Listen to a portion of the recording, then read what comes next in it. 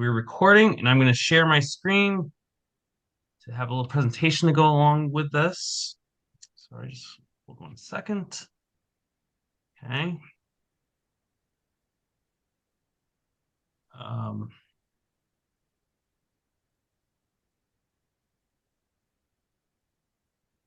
all right. Hopefully everyone can see my screen.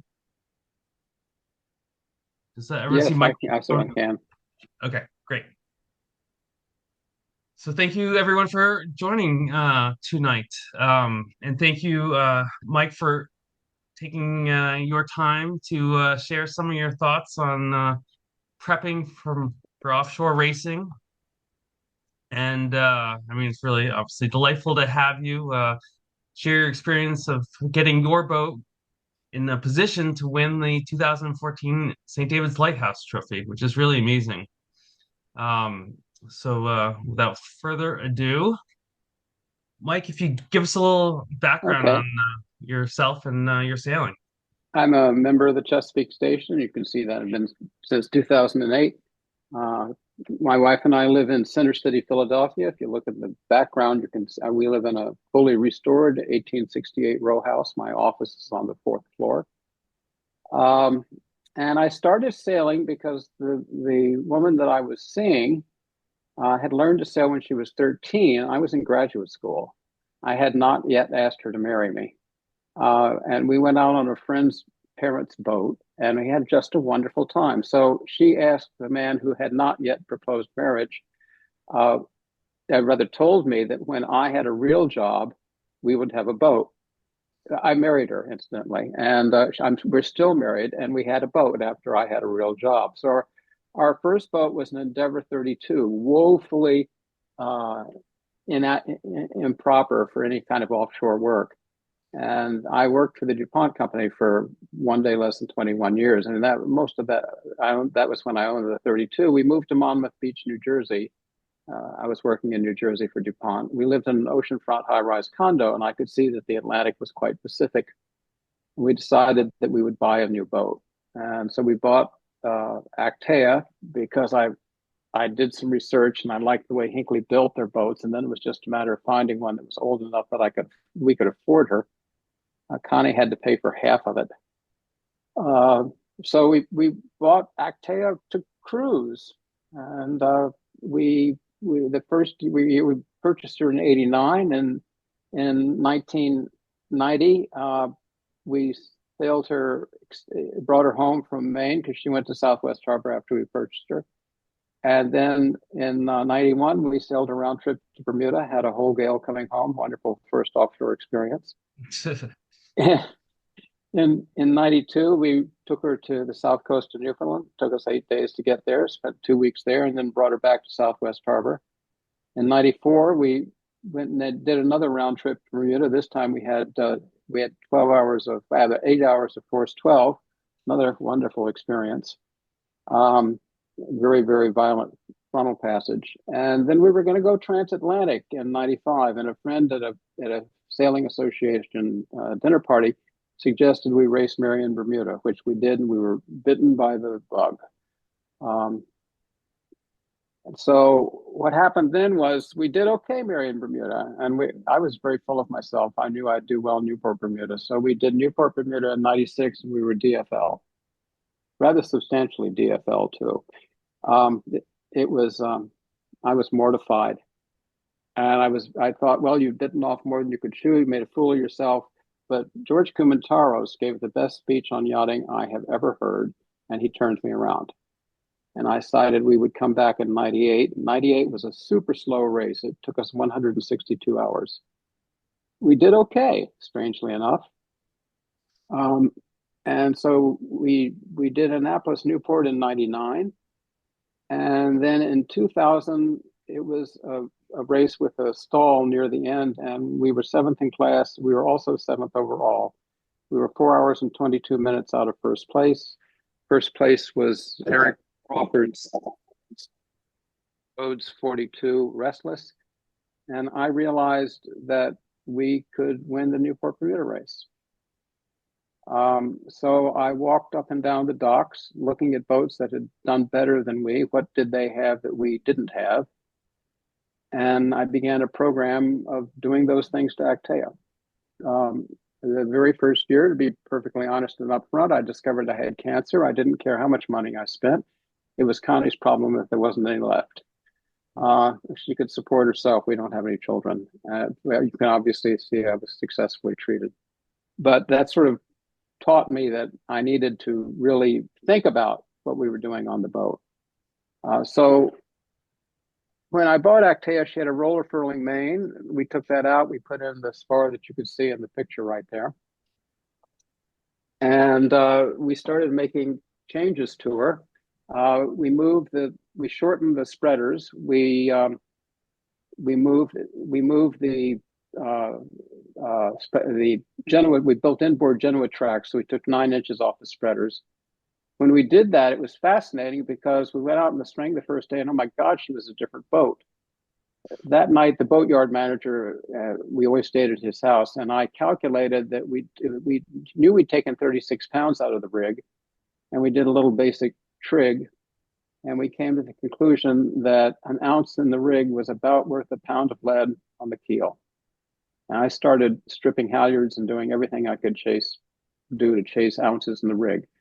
Today, Actea has composite main shrouds, a carbon fiber mainmast, a carbon fiber boom, a carbon fiber mizzen mast, still rod rigging on the mizzen, although we think this summer we might go to composite, and a very lightweight aluminum boom.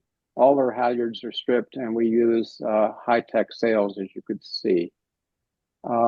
We have taken as much weight out as possible. The cockpit locker covers are carbon fiber. That saves about 80 pounds. We move the batteries to be below the settee burrs. The original quadrant steering with a usual stainless cable was replaced with composite. If you can show the picture, Jesse, with the water squirting up behind the rudder. Keep going. There we go. That picture was taken in the back one in the 2001 Marblehead Halifax race, and Bermuda 40 rudders don't come all the way up to the transom. And the thing that I've circled is the jet of water. We were, as you can see, rather heeled over. We should have changed to the reacher earlier, but we couldn't. That jet of water should be driving the boat forward, and is instead just making a rooster tail. And she's not a jet ski. So we put in a new rudder that went all the way up to the transom, and that made a huge difference. And then we replaced that rudder with a rudder that's almost exactly the same, but it's carbon fiber. It doesn't leak. The old one did fill up with water. You can see some other interesting things here. I like white bottom paint because then you can see when something's wrong. And there's another picture where you can actually see her. She comes out of the shed. Her bottom is so smooth that you could see yourself in it to shave. Quite literally. At still water at 5 knots under power, that makes a difference in Actea's speed of about 0.2 of a knot. Okay, so on a long distance race to Bermuda, say, Actea will average 5 knots. A typical Bermuda race for us is 120 hours. And okay, 0.2 of a knot is 1 part in 50. Do the math. Our winning time to Bermuda in 2014, which was considered a large margin, was 45 minutes. Do the math. Do you think there's a faster Hinckley in existence? No. I don't think there ever has been. I know at least one Hinckley owner who won't speak to me, says she's not a Hinckley anymore. I try to keep her electronics up to date and so on and so forth. We'll come back to some of this. So yeah, let's go back to where we were. Okay. Where would you like to go back to? That's a good place. Yeah. I need to say that despite being a member of the Cruising Club of America, the last time I cruised was coming home from Marblehead, Halifax in 2007. She's so set up for racing that anything else is difficult. I used to have a Harken roller furling tough. And of course, you can freeze those in place and use them for racing. And then I realized I could get about 75 pounds out of the rig. So that went by the board, and we have a carbon tough luff and only racing sails. We don't hank on anything anymore. We now deliver her with old racing sails and just hope we suddenly don't get a terrible storm. Um, and I guess the first time I ever helped anybody with the ambassador program was, oh my goodness gracious, 2012, something like that. Oh wow. Uh, a long time ago. And then when we decided, this is more wandering than it should be. I decided in 2017, we always have a big party after we race. It doesn't matter how badly we do. In 2017, we did well Marblehead at Halifax, and I told the crew that 2022 was going to be our last Newport Bermuda race because I would be within a couple months of being 75. And I didn't want to turn into a passenger on my own boat. And if any of you follow opera, I heard Placido Domingo on the stage of the Metropolitan Opera after he lost his voice. And I'm not going out on stage after I lose mine, which is inevitable. So I said if we did well, we'd do 23 Marblehead Halifax, which we did, but that would be it. And now we limit ourselves to no more than 200 miles, which we sort of think of as an afternoon jaunt. So let's go to the next slide. I'm using you for my prompts. So this is what a Bermuda 40 looks like. There's not a lot of room below.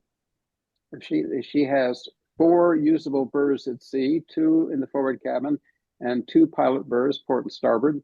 There are no quarter berths on a B40. As you will see in some of these pictures, when really going offshore, we fly 5 sails. Our full offshore inventory is 19.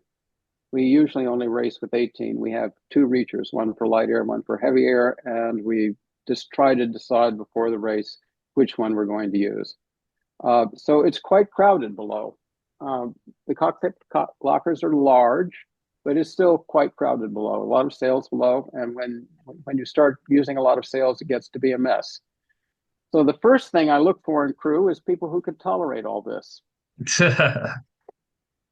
The crew is quite old. The youngest regular member of the crew is 47. Most of my crew members are over 65. Our average age has been over 60 for a long time, and most of our rough edges have worn off. When we were looking for, I have always had a mixed crew. For years, I had 2 women, and I discovered the strangest thing. Both women were very nice and so on and so forth. They weren't great, certainly not movie star good looks, but there's a strange psychosexual thing that other men who have had women on their crew noticed that the men both men and women also incidentally are a mess, but the men keep the boat straighter when the women are on board. Now you figure that out. I can't. But so the pilot berths are useful. We have curtains on the pilot berths. When I was a child, we traveled by train a lot, and I learned that from Pullman berths. With the curtain, gets you out of the light and fuss, and gives you a little bit of privacy. We have dedicated positions for everyone's PFD. So when there is an emergency in the night, you know exactly where your PFD is and can grab it and put it topside. I insist on providing all the safety gear for every crew member. If a crew member really wants to bring his own, I inspect it, but I really discourage it. And my thought is that if a crew member is lost at sea, it's ultimately my fault. And I try to keep the safety equipment as up to date and well maintained as possible so that I'm not at fault. She's a shoal draft boat with a long keel. So one of the things on one of Jesse's slides is what's the best kind of boat? When Reeves Potts won his first, oh, there's one where you can see how shiny that bottom is. You can actually see the reflection of the worker that's on the left in the hull. She was coming out of the shed to be launched in the spring, and the picture above it is the start of I think the 2014 Annapolis Newport race, which we won. We started in a tropical storm. At any rate, when Reeves Potts run the 2012 Newport Bermuda race in Corinna, which had won it before, but not under his ownership, he remarked that he thought he had an advantage in Corinna because she had a long, straight keel. And I've come to the conclusion that long keel boats have an advantage in offshore races because it's mostly in a straight line. And if your boat likes to go in a straight line, then the helmsman doesn't have to work as hard. And when the helmsman doesn't have to work as hard, he's not tired, and so on and so forth. You just do better. Um, so it's and the That's true of Gentian, 2024. These are all full kill boats. yeah, they're all full keel boats, and Ben Sperry and Gentian did remarkably well. He was 18 minutes, something like 18 minutes out of first place.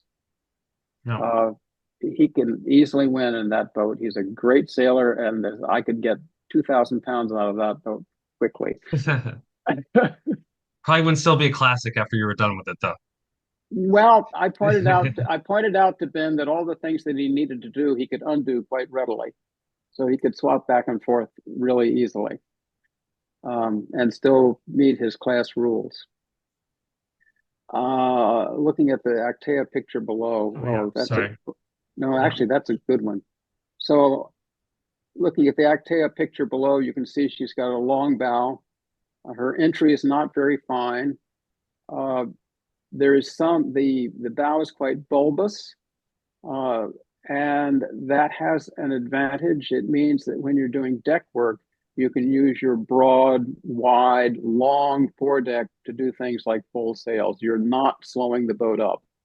In fact, we've run some experiments, and in air of up to about 15 or 16 knots, she's happier if she has 3 or 4 people sitting on her bow. Speeds are up. I think that's probably common in this kind of vessel, but you have to do the work to discover it.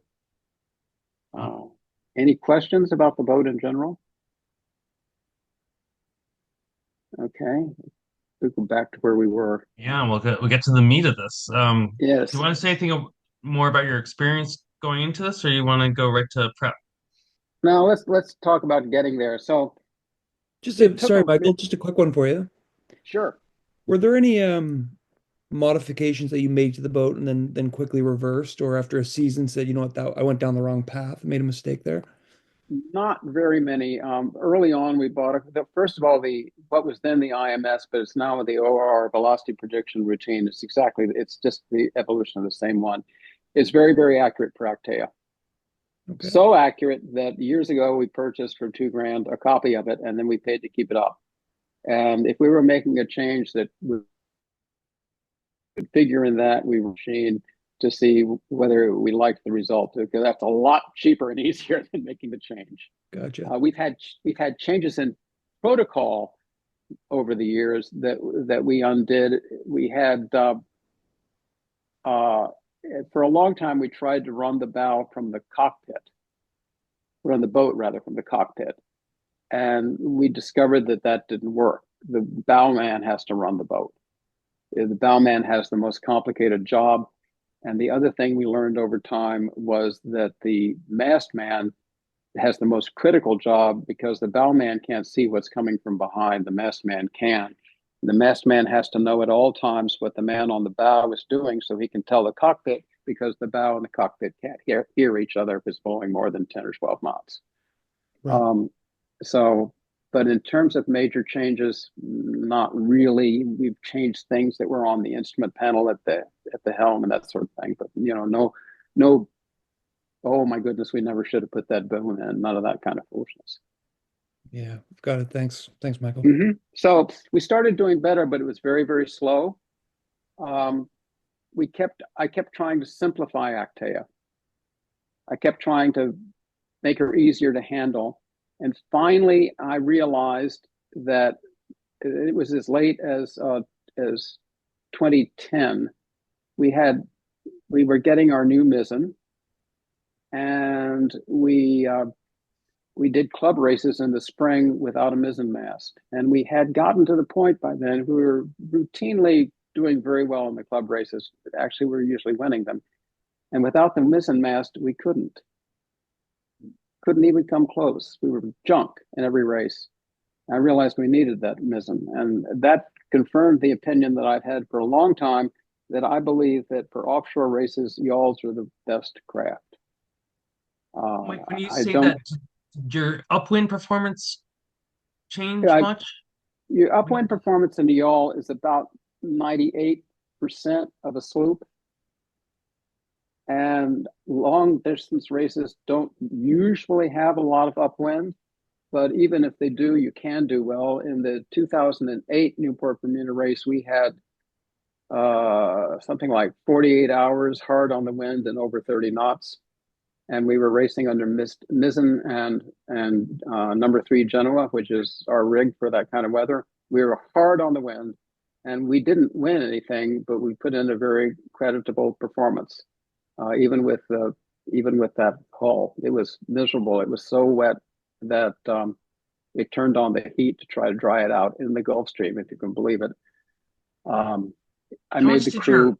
sorry, I made the crew inspect everything for chafe every 30 minutes. It took 10 minutes to get from the cockpit to the bow. wow. Let me say one other differently. Did your upwind performance decline that much when you did not have a mizzen that year? You don't use them as an upwind. Oh, okay. Okay, so we've run a lot of experiments, and every time we get a new suit of sails, we run the experiment over again. It has never changed. We can prove that at 48 degrees apparent wind angle, the mizzen is a brake, and at 52 degrees, it's a push. So the mizzen goes up and down at 50 degrees. The hulls that fly their mizzen upwind, I think, are making a real big mistake. It's just windage. It slows you down. But once you're 50 degrees off the wind, put it up. It's easy. It's a small sail. At any rate, so we started doing better, and when I realized what we needed, which was gradually, none of these things came as epiphanies. I realized I had to get a crew that was willing to put in the time to learn how to handle this ridiculously complicated vessel. And I finally got that. And then by that time, we had the vessel lined out. In 2010, we thought we would do really well. And the Monday before the race, our instruments and our computer systems all blew. They were all replaced that week. It was the most horrifyingly expensive week of my life. The last technician got off the boat 10 minutes before our start. I'm a very, very nervous skipper until I get out of sight of land. One longtime crew member says he's sure I'm going to have a heart attack for 2 days before the race. But once I'm out of sight of land, I'm fine. I was bow. I'm always bow at the start. I turned to the crew and said, "Let's go to Bermuda." At any rate, so we discovered several hours into the race that we had no knot logs, and we raced without them. And that impaired our performance. So we didn't do as well as we had hoped, but we did okay. And we got home, we fixed the knot logs, and we won a long distance race on the bay. We felt ratified. In 2011, we took first in class Annapolis Newport. In 2012, we were third in class going to Bermuda. In 2013, we won our entire division, Annapolis Newport. And in 2014, we won the Lighthouse, and we've done reasonably well since then. But it's hard work. The crew practices for 2 full weeks every spring. So prep. Okay, here. Michael, what do you Yes, mean when you say the crew practices for 2 full weeks? Is that we bought a house. Connie and I bought a house in Annapolis, near Annapolis. It's not terribly fancy, but it has it's 1,700 square foot house. It has a very open plan.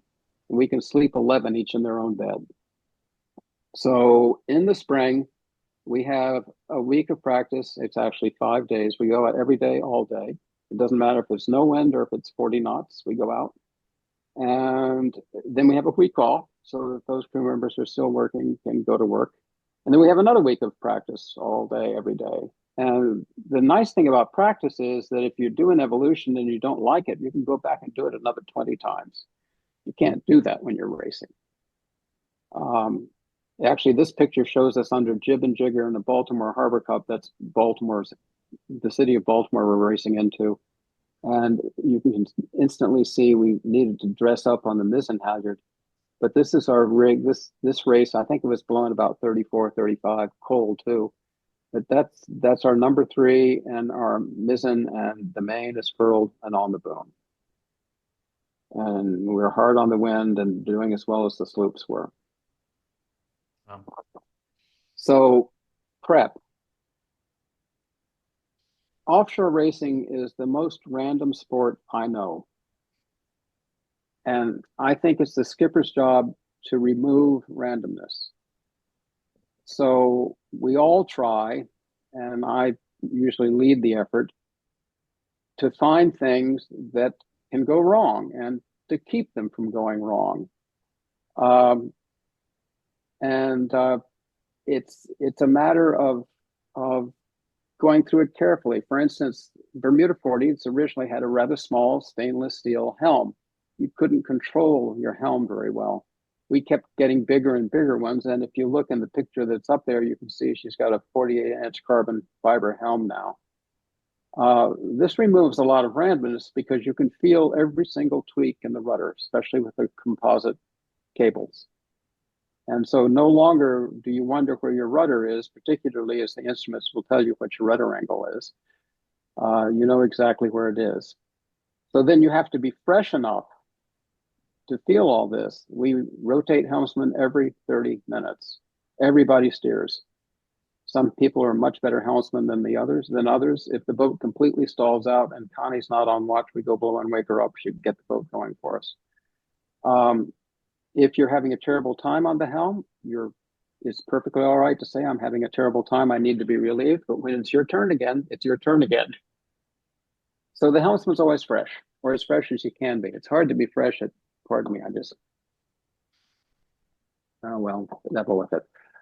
It's hard to be fresh at 1 o'clock in the morning, but the helmsman's always fresh. That's a way of removing randomness.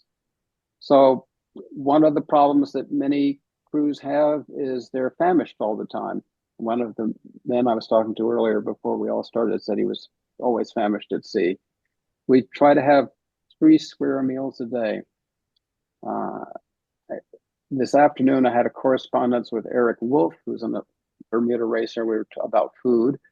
And after I had the emails with him, I realized that the metaphor probably is that you're going with 6 or 12 people to a cabin that they're helping you build in the wilderness. You have to bring everything with you ahead of time. You know they're going to work hard all day, every day. And you know if you're going to do that, you have to feed them at least 3 square meals a day. Same thing on a boat. It will remove that little bit of randomness. I make certain that all the gear on the boat operates before the race. I try to have, before a Newport Bermuda race, I try to get all the crew there by Wednesday at noon, if possible. And we usually have several crew that arrive on Sunday. So the things that inevitably didn't get done are done when anybody arrives. You sail better on a fast boat that's clean below. So everybody spends the night in the hotel room. Nobody spends the night on the boat.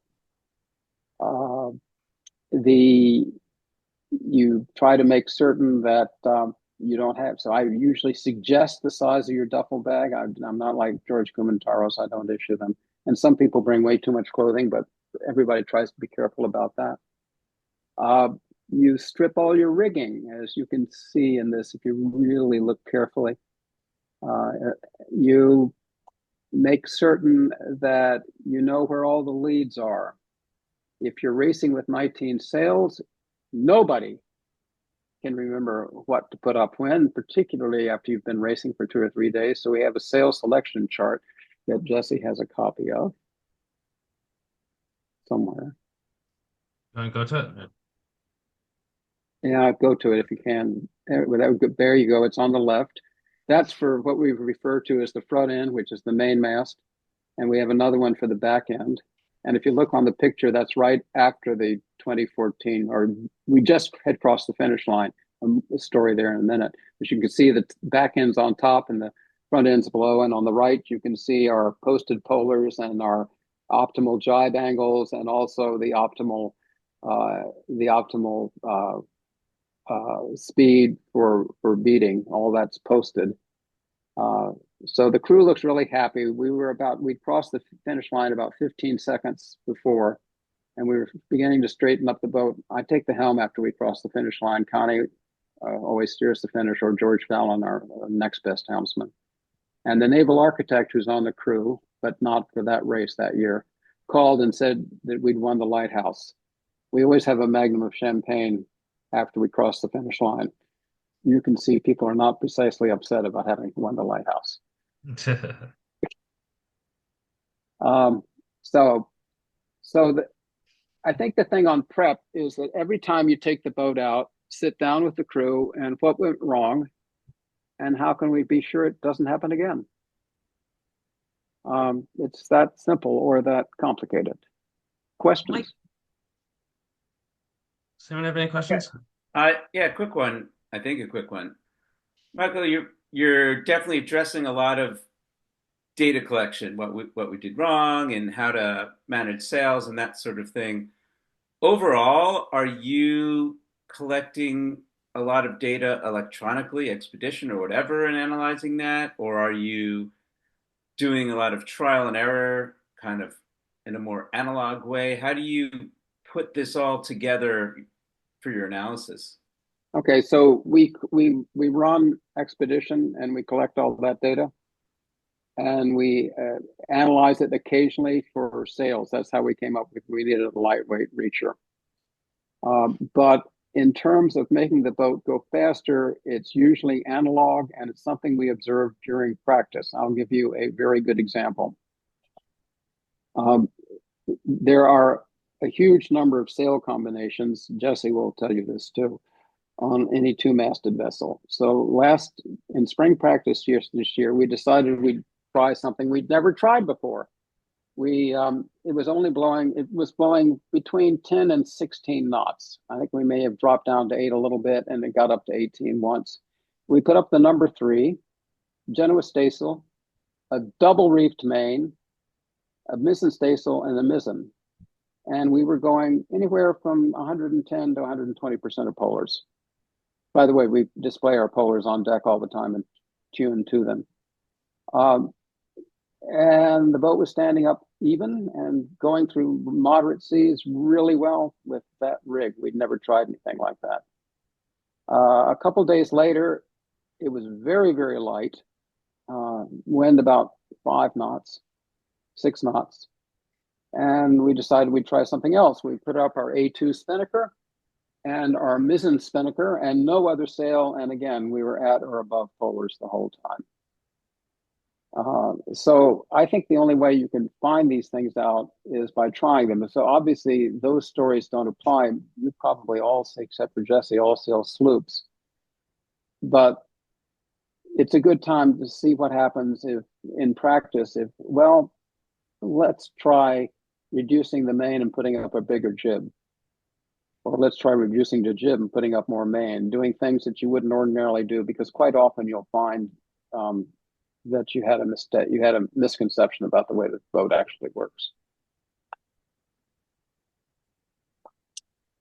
So recruiting crew. Almost all of my crew has come to us through referrals. One crew member says, I think that so-and-so would like to come out. And occasionally people have called me up.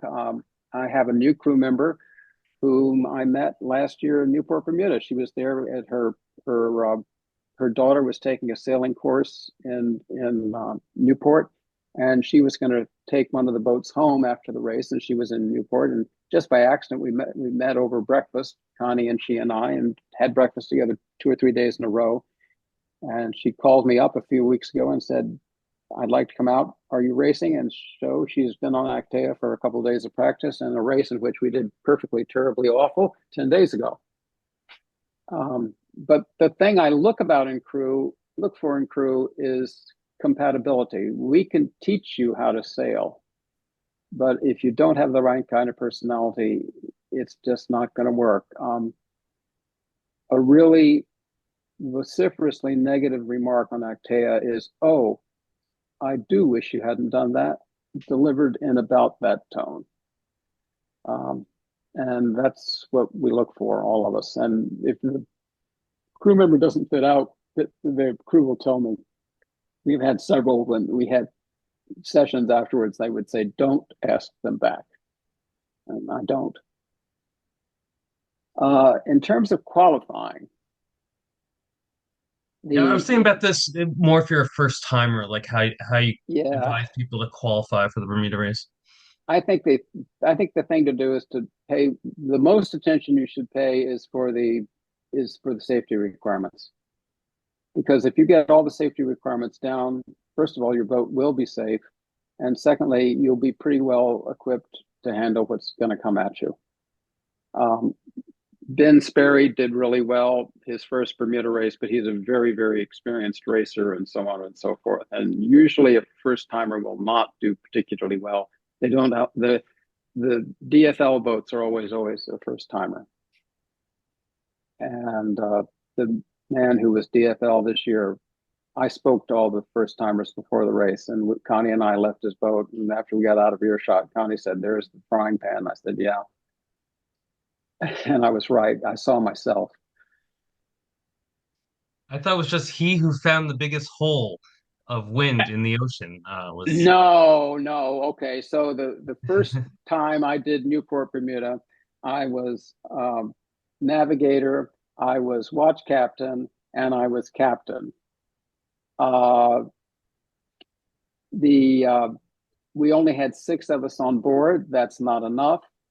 I had an anchor and chain. I didn't have chutes. I was in cruising class. Just the list of things that I did wrong would fill a rather large notebook. And it wasn't anybody else's fault. It was my own. I will tell you, as someone that sails the slowest rated boat in these races, that I am deathly afraid of getting last place or coming in, last. And it makes me work extra hard when I'm in periods of extremely light wind. I feel like I have an utter persistence to try everything to keep the boat moving in light wind that others may not, from a So natural paranoia of getting the frying pan or the. I think Actea only gives you about an hour to Bermuda. We were almost always one of the slowest boats in a race. That doesn't keep you from beating them boat for boat. In the 22 race, 27 hours into the race, the wind went from about 20 knots on the starboard quarter to 77 knots in about 10 seconds. And we had a quadruple broach, starboard port, starboard port. I won't go through the brutal details, but just leave it to say we lost all of our instrumentation except for our comms. And I wanted to withdraw because I didn't see how we could possibly do well. And I was concerned about safety and everything else. And one of the crew members said, "Mike, this is your last Bermuda race. Withdrawal is disgrace. Better to finish in this crippled craft last than to withdraw." I said, "George, you're right. We raced on. We were second in class after Stan Honey." And I think one reason we were second in class, Jesse, is we couldn't tell how fast we were going. So we worked really, really hard on going fast. We eventually did get our instruments back, but it took 40 hours. Oh. Gentlemen, more questions?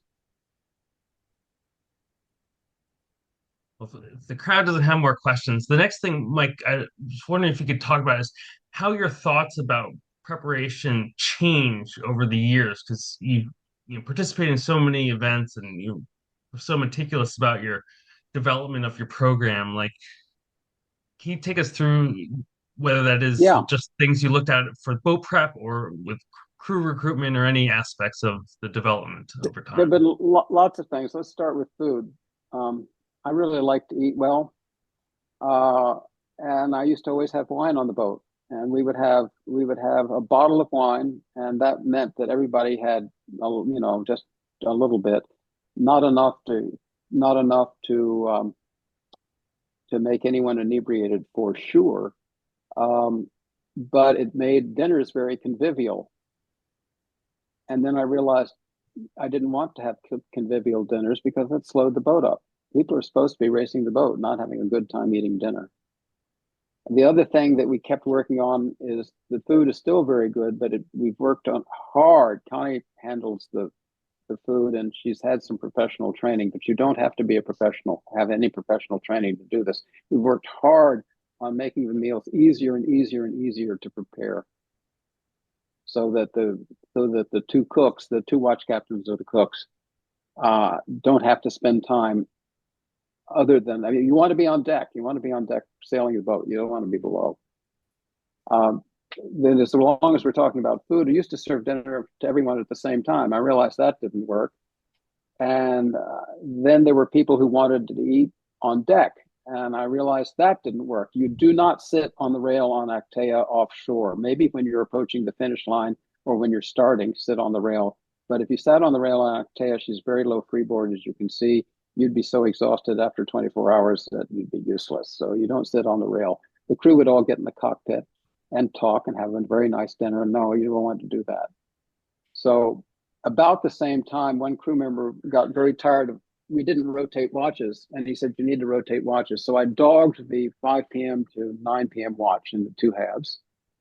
And I did that because I had observed everybody was awake then. So we served dinner at 6:30 below to the crew that will go on watch at 7. They prepare the dinner, and the crew that went below at 7 eats after they are below and then cleans up. And it has worked well. So there's something we saw going along the way. We didn't start changing helmsmen every 30 minutes until 2012. And now we're religious about it. And when I go back and check the race tracker tracks, I can see that we steer straighter than many of our competitors do. We used to have a lot of specialty jobs. We had people that did this, that, and the other. And since then, we have engaged in a huge amount of cross training. Every single crew member can do every single job. There is only one exception. Connie has had multiple injuries and has so much titanium in her body that one of the wits on the crew said, will it affect our rating? And she does not go forward to the mainmast, but she does everything after that. She's a really good person on the back end. So those have changed along the years. The other thing that we've changed is I've realized that I needed to have a different color for every line and a different hand. So the mainmast has 2 jib halyards, 2 spin halyards, a main halyard, and a topping lift that doubles as a genuostatial halyard. The starboard halyards are all green. The port halyards are all red. The centerline halyards are white, and every halyard has a different hand. So at night, if you can't see the color, you can tell the hand. Every sheet on Actea has its own color. Every sail bag is different from every other bag by color and by type, so that you can tell. We learned this along the way. As again, we're reducing randomness. If you send somebody below to get the number 2 and they bring up the number 1, what can you do to keep that from happening? Yelling at the crew member to look at it is probably not right because he thought he had the right sail. It's not he, it's the preparation. It's that you didn't have a bag you could tell in the middle of the night. How do you diversify the hand of the lines? There's all kinds of high-tech line, and they have different fields. Samson lines feel different than New England ropes, and they feel different than Marlowe. They feel different from the European manufacturers. And so you buy yourself 6 feet of line and you run it through your hand and see if you can tell it at night. Okay, so it's not something you add to the line. It's just a different brand or a different color. Right, it's buying it. And I make all my own halyards because, back up on that, I make my own halyards because on Actea, the rule is that if somebody has to go up the mast, it's either the person who made the mistake or the lightest member of the crew or the captain. And usually all 3 are the same person. It's usually I. And I don't want to go up on the mast on a halyard that I didn't make. That's not quite true. The naval architect is allowed to make a halyard, and the retired boat mechanic who was a rigger is allowed to make a halyard, but no one else. And so I put up halyards and realized I made a mistake, and I've tried to change it that very season. Stripped halyard for Actea with very lightweight shackles is about $1,000 in a full day of my time. But it removes randomness. Questions?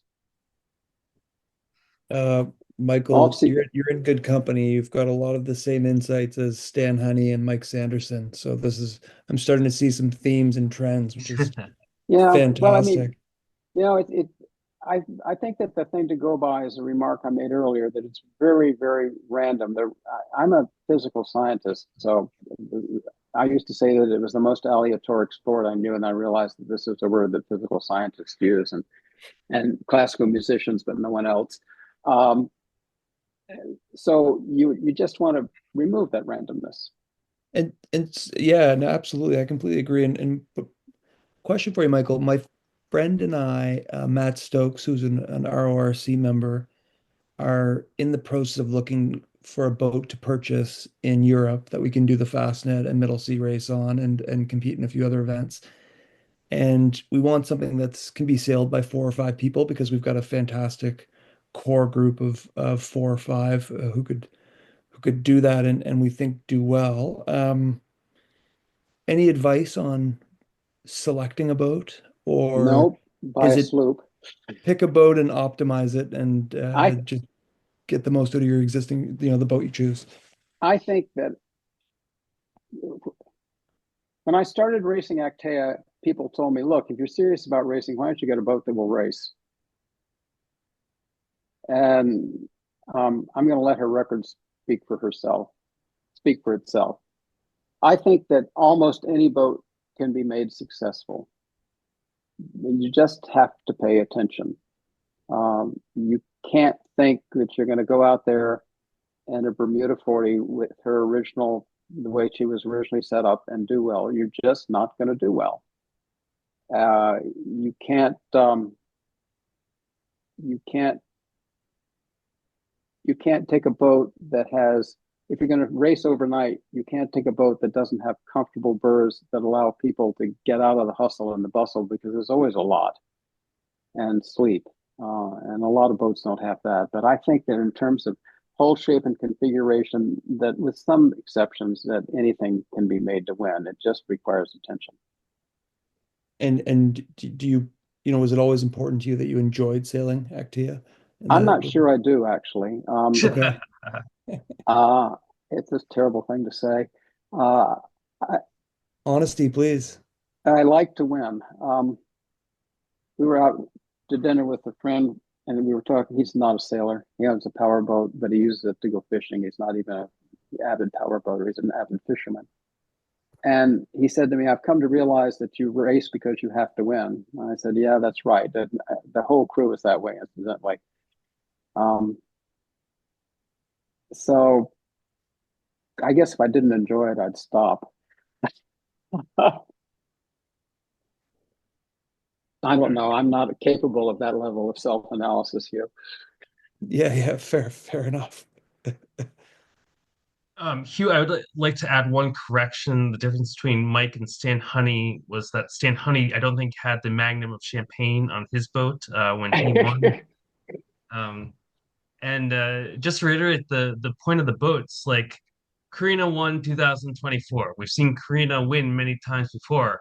Hound was an old boat that someone just restored and is now has such a substantial record because they took it so seriously in learning this boat and restoring this boat. And then Gentian is a wood boat that doesn't get out of Vineyard Sound too often. Goes up to Maine occasionally, and all of a sudden they took it on an ocean race and got third place in very challenging conditions. So it is really amazing. Ben was interesting. I asked him, "You're a sailmaker. Have you made any sales?" He said, "Well, originally I wasn't going to make any, but I finally made 4 or 5." But he's a Yeah, really, really good sailor. I mean, really, actually, and I spoke to Ben a fair amount because it's a wood boat, and I was talking to him about racing a wood boat, and I was like, oh yeah, I just didn't realize how many offshore sails I needed. Like, I needed sails that have a higher cut that Yeah. I can that are not taking on the waves and things like that, and it really sort of changed how I was thinking about sails. And he was like, oh yeah, I need to start thinking that way too. I Okay, mean, he's a sailmaker.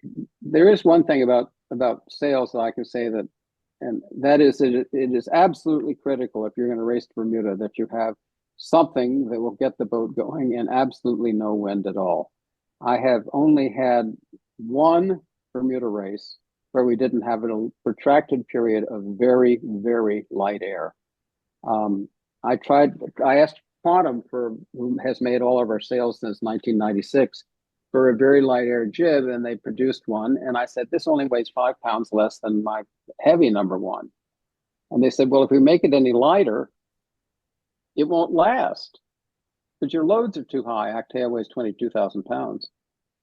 And I then said, okay, let's make a sail so cheap, I don't care that it won't last. And so what we ended up with was a 109.9%, so it doesn't rate.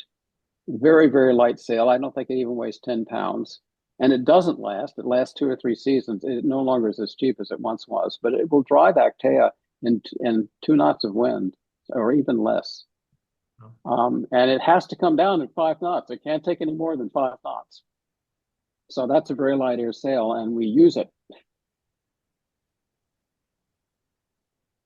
Mike, over the years, are there any things in terms of off-season education that you do? You know, some people take weather classes, some people take tactics or trim Uh, classes or read books like North Sail U. Anything like that you did educationally to prepare? um, Not really. Everybody's had safety at sea in the water course. The I have once or twice had seminars in our house for the crew, and they all came, and I think it was useful, but it was not really is probably the answer. But the the spring practice makes up for that, and our spring practice is really early. It's usually the first practice is usually the first week of April. What would the seminars be?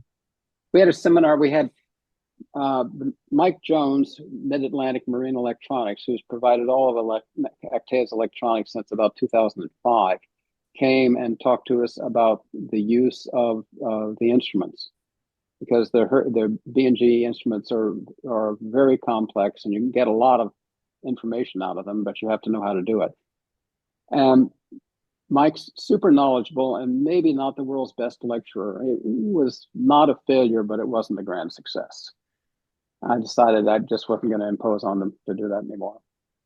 I did something sort of similar with commanders this season, off season in like February or something. Had commanders talk to my crew about what to expect leaving Marblehead, going into Halifax, and sort of All the right. places in between in terms of weather trends, which people sort of were interested in. It was like $150, and it wasn't even that much Yeah. money. So I Well, ended up, there's yeah. another note on randomness. I always retain a professional weather service, always have, and the I always pay for the private meeting the night before the race. In in 2014, what the winds were going to do was not at all evident, but the Gulf Stream was lined up properly. And Stan Sneath, my navigator since 1998, had already decided that we were going to sail the currents because we didn't know where the wind was going to be. And we sat down with Ken Campbell and Lenny, oh gosh, whatever his Gulfstream guy was. And they said, okay, the first thing is sail the current, not the wind. And then we'd already agreed on that. So then we talked about niceties of other things, and it paid off. We knew we were going to be sailing in a sagging cold front, and we knew it was going to stop before it got to Bermuda. And when it stopped, it was going to be a trough. And we knew from experience that these troughs always break up from the east first. And the east side of the trough was probably going to be on the rum line. So that's where we were. And it broke up on the east side first. And we got going. We got out of the hole before anybody else. We won. You can't win the race with a good strategy. You can lose it with a bad strategy.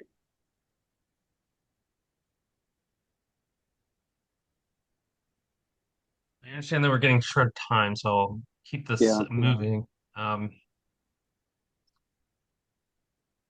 I is there recommend anything? I recommend champagne after the finish line. Is there anything you want to mention that you think are like the Yeah, key if any of you things gentlemen, to winning? I am looking for new ambassadors. I'm young for most of the race crew and race ambassadors, and I'm looking for new ones. And what I'm looking for are people who have experience, people who are members of the CCA because the committee likes to see that, and who have experience in offshore racing and are willing to help other people. And so, if any of you fall in that category, let me know. If you look in the CCA handbook, you'll find my email address.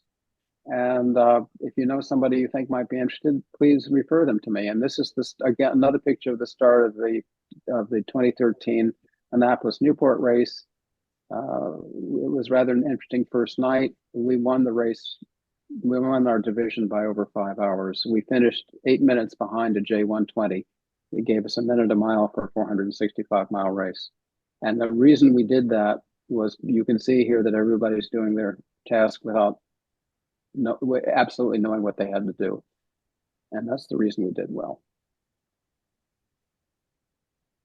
We just started, the chute was just up, and now we're rolling up the number one, or probably the number two. Are there some differentiators that you feel help you guys achieve more, whether it's crew or tactics? Like, for example, we were really insistent about sailing hard at night. We felt like that's a hard thing for all boats to do, to really keep going, pushing hard at night. And that was something we felt we needed to do. Do you guys have any tactics like that? We sail at least as fast at night as we do during the day. We never ever reduce sail because it's dark. I used to have practice at night, and then George Fallon, the other watch captain other than Connie, said to me, "Mike, this is stupid." And I said, "Why is it stupid? You're supposed to get used to the boat at night." He said, "No, get used to the boat during the day and learn where everything is so you can put your hand on it during the day, and at night you'll know. And all you do at night when you go out to have practice is get tired and be useless the next day." And he was absolutely right. So I stopped night practice. Um, but we push just as hard at night. I mean, we had a newbie on board who was horrified when Connie went to launch a chute at 3 o'clock in the morning, racing to Halifax in fog so thick you couldn't see the forestay. But that's what you have to do if you want to win.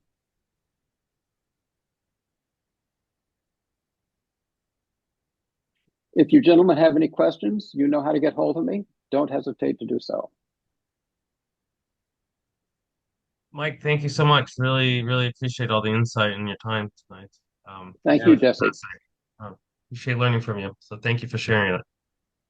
Thank you. Yeah, Yep, thanks very much. all of That you was have a wonderful. great race. All of you have a great race in 28. I'll be there at the starting line watching you leave.